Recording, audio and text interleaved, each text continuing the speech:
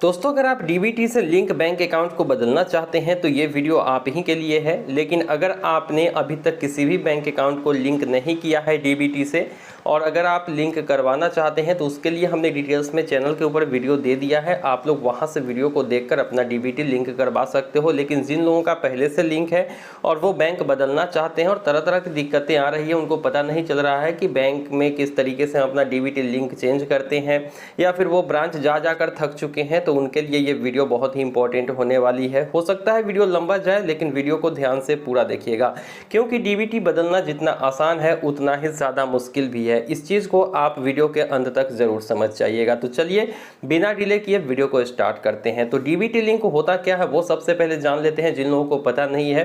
तो DBT link की ज़रूरत तब पड़ती है जब किसी भी सरकारी योजनाओं के पैसे आपके खाते में आने हैं और आपका बैंक अकाउंट डीबीटी से लिंक नहीं है, तो फिर आपको वो पैसा नहीं मिलता है। चाहे आपके स्कॉलरशिप की बात कर लीजिए, गैस सब्सिडी की बात कर लीजिए, पीएम किसान योजना के पैसे की बात कर लीजिए, या फिर ओल्ड एज पेंशन के पैसे आना है वो भी नहीं आएगा।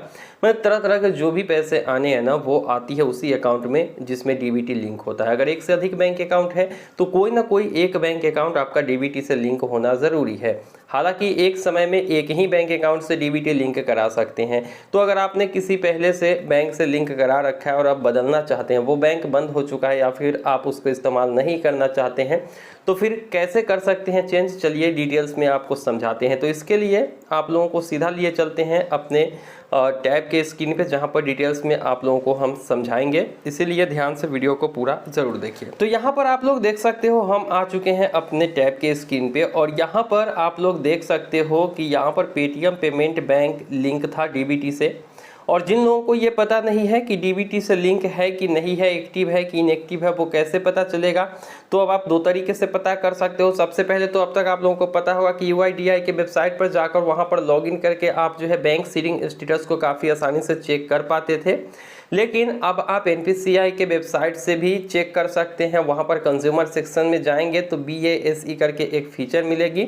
वहां पर क्लिक करने के बाद अपना आधार नंबर और कैप्चा दर्ज करके OTP दर्ज करेंगे। फिर आपको वहां से भी पता चल जाएगा कि आपका डीबीटी के लिए कोई भी बैंक अकाउंट लिंक है या फिर नहीं है, और अगर है तो एक्टिव है कि इनएक्टिव है। तो चलिए अब यहाँ पर देख लेते हैं कि यहाँ पर देख सकते हो कि पेटीएम पेमेंट बैंक जो है वो लिंक किया गया है। आधार नंबर यहाँ पर आप लोगों को लास्ट का 4 डिजिट दिखाएगा, सिक्योरिटी कारण से पूरा दिखाता नहीं है, और वो अभी फिलहाल एक्टिव है। और यहाँ पर देख सकते हो ये कब लिंक किया गया था, तो 21/4/2020 को लिंक किया गया था। अब चूंकि पेटीएम पेमेंट बैंक से डीबीटी अनलिंक करना ज़रूरी हो चुका है, तो अब हमें कहीं ना कहीं पेटीएम पेमेंट बैंक से दूसरे बैंक में अपना डीबीटी लिंक करना होगा। तो इसके लिए आपको पहले डीबीटी अनलिंक करवाना होगा पेटीएम पेमेंट बैंक से। जैसे कि यहाँ पर आप लोग देख सकते हो ये एक्टिव बता रहा था, अब ये यहाँ पर इनएक्टिव बता रहा है। इसका मतलब है कि अब इनएक्टिव हो चुका है, तो हम किसी भी बैंक में अब लिंक करवा सकते हैं, कोई दिक्कत नहीं आएगी। लेकिन ज़्यादातर परेशानी यहीं पे हो जाती है, लोगों का जो डीबीटी है वो इनएक्टिव नहीं होता है। अब इनएक्टिव करवाने की जहाँ तक बात है, तो इनएक्टिव तो आप तभी करवाइएगा जब आपका एक्टिव होगा, या फिर अगर आपका बैंक चल रहा है। अगर आपने बैंक ही बंद करवा दिया है तो फिर इनएक्टिव आप कैसे करवाइएगा, ब्रांच जाकर कोई फायदा नहीं है। तो इसलिए मैंने आपको बताया कि ये आसान था, चूंकि आपका पहले से एक्टिव है उसको इनएक्टिव कराइए और दूसरे बैंक में लिंक करवा लीजिए, आपका 100% लिंक हो जाएगा।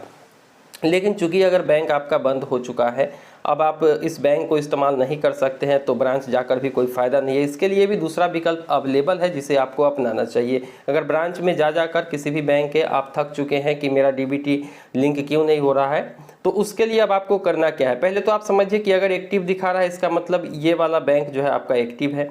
अगर इनएक्टिव दिखा रहा है इसका मतलब है कि अभी कोई बैंक लिंक नहीं है, जो लिंक था वो इनएक्टिव हो चुका है। और अगर आपको कुछ इस टाइप से यहाँ पर दिखा रहा है no bank record is found, इसका मतलब है कि कोई भी बैंक आपका लिंक नहीं है डीबीटी के लिए। किसी भी बैंक में जाकर आप लिंक करवा सकते हो बैंक को बोलकर, ठीक है। उसके लिए आपको फॉर्म भी फिलअप करना पड़ सकता है, बैंक दे सकती है, लेकिन बैंक वो अगर आप मैनुअली भी यहाँ पे कहते हैं तो फिर आपका लिंक हो जाता है। लेकिन ज़रूरी है कि आप फॉर्म फिलअप करके दीजिए और रिसिप्ट लीजिए, ताकि एक प्रमाण आपके पास हो, ठीक है। तो इस तरीके से जो है बैंक यहाँ पर चेंज होता है। पहले जो एक्टिव होता है उसको इनएक्टिव कराया जाता है, फिर आप दूसरे बैंक में लिंक कराएंगे तो वो फिर से एक्टिव हो जाएगी। ये चीज़ें हैं, जैसे कि यहाँ पर आप लोग देख सकते हो स्टेट बैंक ऑफ इंडिया से इनएक्टिव कराया गया 30/8/2023 23 को, और फिर यूनियन बैंक ऑफ इंडिया में दोबारा से लिंक कराया गया जो कि अभी एक्टिव है 27/9/2023 को। तो इस तरीके से हम जो है यहाँ पर इनएक्टिव करवा के फिर एक्टिव करवा सकते हैं। लेकिन अब क्या, जब आप इनएक्टिव नहीं करवा सकते हैं तो इसके लिए भी विकल्प अवेलेबल है। देखिए सबसे आसान तरीका अगर मैं आपको बताऊं ना, तो कोई भी बैंक में आपका एक्टिव है ना, और अगर आपका इनएक्टिव नहीं हो रहा है तो सीधा आप किसी भी पेमेंट बैंक में अकाउंट ओपन करके ऑनलाइन जो है आप डीबीटी लिंक कर लीजिए। आपका पहले वाले से हटवाने की कोई ज़रूरत नहीं है। या फिर इंडिया पोस्ट पेमेंट बैंक में अगर आप खाता खुलवाते हैं और वहाँ पर डीबीटी लिंक करवाते हैं तो किसी भी बैंक में पहले से लिंक है आपका अनलिंक हो जाएगा और ऑटोमेटिक आपका यहाँ पर इंडिया पोस्ट पेमेंट बैंक में लिंक हो जाएगा। लेकिन इसके लिए कुछ कंडीशंस हैं जो कि आपको मानना चाहिए और वो समझना होगा। तो चलिए इसके लिए मैं आपको यहाँ पर थोड़ा सा डिटेल्स में समझाने की कोशिश करता हूँ कि ज़्यादातर मैटर कहाँ पर फंसता है। तो फिर ज़्यादातर मैटर जो आज फंस रहा है आजकल वो IIN नंबर को लेकर फंस रहा है। जैसे IIN नंबर होता क्या है, तो अभी आप जो है अपने स्क्रीन पे देख रहे हैं कुछ स्क्रीनशॉट्स जो कि लोगों ने शेयर किए हैं। हर जगह IIN नंबर को लेकर प्रॉब्लम हो रही है। लोगों ने कमेंट भी करके रिप्लाई किए हैं उनको क्या मैसेज आ रहा है जब वो डीबीटी हटवाने के लिए जा रहे हैं, तो IIN नंबर मिसमैच का या फिर रॉन्ग का या फिर आपने सही प्रोवाइड नहीं किया, उसको लेकर जो है प्रॉब्लम आ रही है। अब IIN नंबर होता क्या है, इसकी ज़रूरत कब पड़ती है, वो समझने के लिए वीडियो हमने हाल ही में दिया है चैनल पर, आप लोग उसको देखिएगा या फिर डिस्क्रिप्शन बॉक्स या फिर आप लोगों के आई बटन में दे दूंगा, आप लोग पहले देख लीजिएगा, क्योंकि सभी चीज़ को सही से समझना बेहद ही ज़रूरी है। अब चलिए दिखाते हैं आपको कि IIN नंबर की ज़रूरत कहाँ पड़ती है। तो ये जो अभी आप अपने स्क्रीन पर फॉर्म देख रहे हैं वो HDFC बैंक का आधार सीडिंग फॉर्म है। अब यहाँ पर आधार सीडिंग AEPS इनेबल करने के लिए भी ये फॉर्म है, जैसा कि आप लोग यहाँ पर देख सकते हो।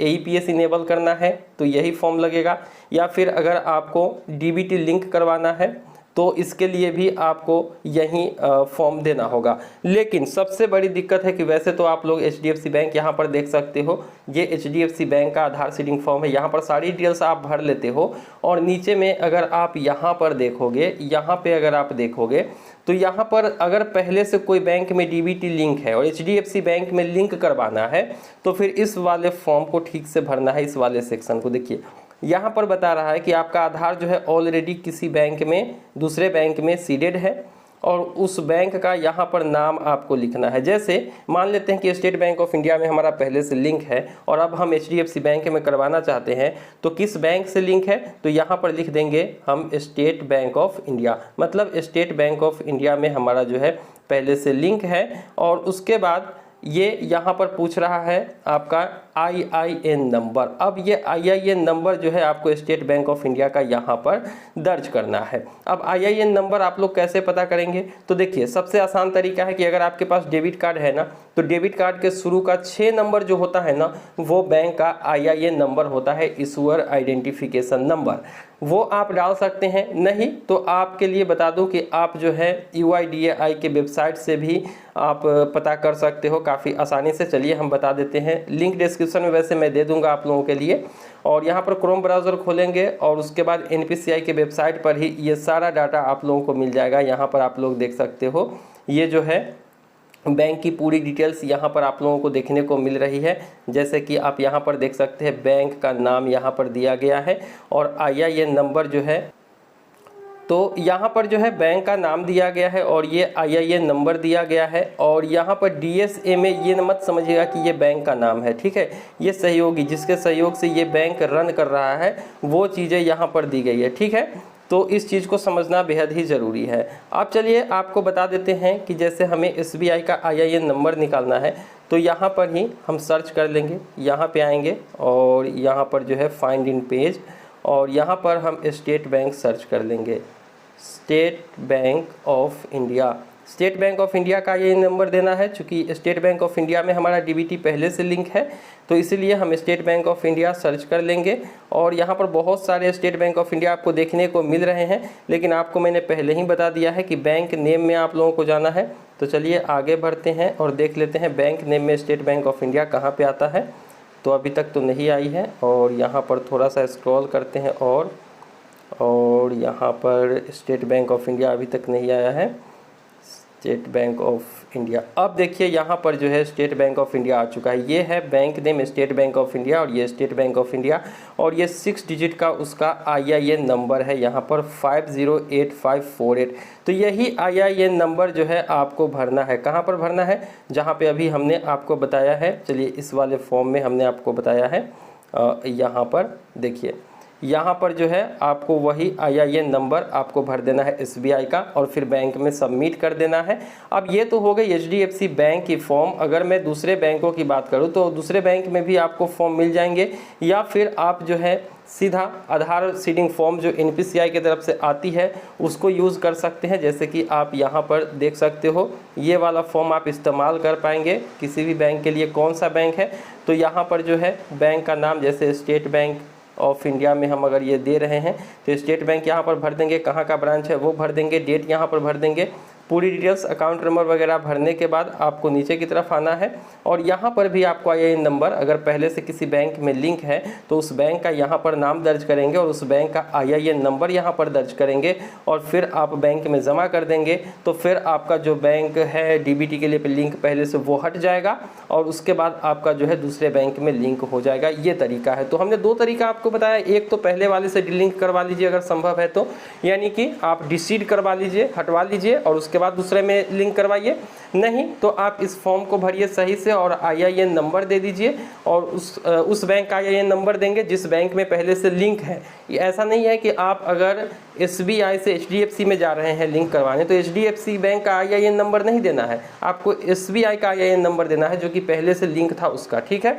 और नहीं तो एक और तरीका मैंने बताया, किसी भी पेमेंट बैंक में अकाउंट खोल के ऑनलाइन आप DBT लिंक कर लीजिए या फिर इंडिया पोस्ट पेमेंट बैंक एकमात्र विकल्प बन जाता है जहां पर आप लोगों को अकाउंट ओपन करवा के अपना जो है DBT लिंक करवा सकते हैं। वैसे बहुत ऐसे लोगों ने कमेंट ये भी किए हैं कि हमने हटवाया नहीं था और उसके बाद भी हमारा बैंक बदल गया है। तो ऐसा भी हो सकता है। आप लोग एक बार पहले बैंक में दीजिए, अगर IIN वाली इशू आती है, मैसेज आती है तो फिर आपको ये फॉर्म देना होगा, नहीं तो आप लोगों का चेंज ऐसे ही हो जाएगा। क्योंकि ज़रूरी नहीं है कि पुराने वाले बैंक से हटवाएं, क्योंकि वो बैंक अगर बंद हो चुका है तो हटवाएंगे कैसे, ठीक है। तो मुझे उम्मीद है कि कैसे हम बैंक बदल सकते हैं DBT के लिए वो जानकारी आप लोगों को अच्छी लगी होगी। उम्मीद है कि वीडियो पसंद आई होगी। वीडियो पसंद आए तो वीडियो को लाइक करके चैनल को सब्सक्राइब करिए। मिलते हैं किसी नई वीडियो में, दीजिए इजाज़त। Thank you.